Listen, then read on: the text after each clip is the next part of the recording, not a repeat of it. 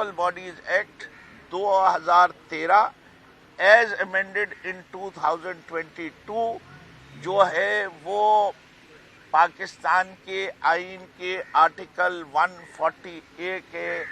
منحرف ہے اور اس لا کو اسکریپ کر دیا جائے، اور انہی نے سندھ حکومت کو اور سندھ اسمبلی کو ہدایت دی کہ ایک نیا قانون جو ہے وہ بنایا جائے جو کہ آرٹیکل 140A کی ٹرو ریپرزنٹیشن کرے۔ اسمبلی کے 23 تاریخ کے اجلاس کے اندر باقاعدہ ایک سلیکٹ کمیٹی بنی 23 فروری، اور 19 لوگوں کی اس سلیکٹ کمیٹی کو یہ کام سونپا گیا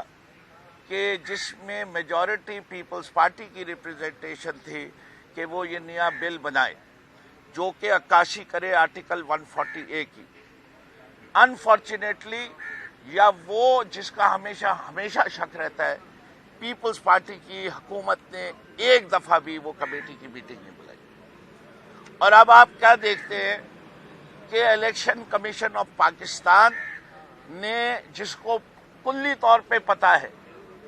کہ جسٹس گلزار صاحب کا فیصلہ، اس کو دیکھتے ہوئے کے باوجود انہی نے سندھ کے 4 اضلاع میں الیکشن کی ڈیٹ دے دی،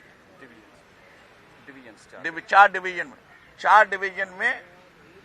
تاریخ دے دی، اور 26 تاریخ سے اس ماہ کی وہ سلسلہ شروع ہو جائے گا۔ یہ چیز ہمیں گوارا نہیں ہے۔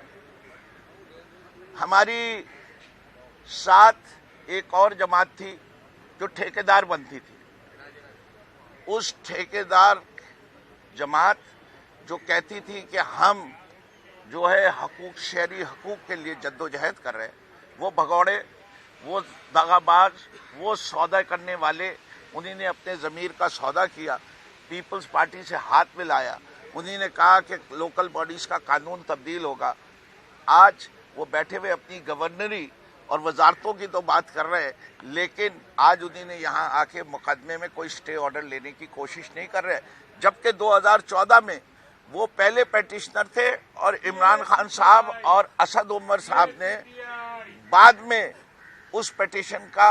حصہ بنے، جسے کہ ہم نے بھی فائل کی تھی۔ لیکن آج ہم اس فورم سے متحدہ قومی موومنٹ کا یہ جو منافقت ہے،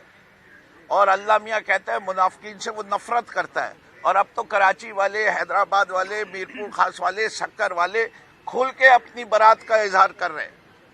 نفرت کا اظہار کر رہے ہیں اس جماعت کے لیے جو اپنی وزارتوں کے لیے مہاجروں کے خون کے ساتھ کھیلتی ہے، مہاجروں کی عزت کے ساتھ کھیلتی ہے، اردو بولنے والوں کو تاجر بنا دیا ہے، سیاسی تاجر۔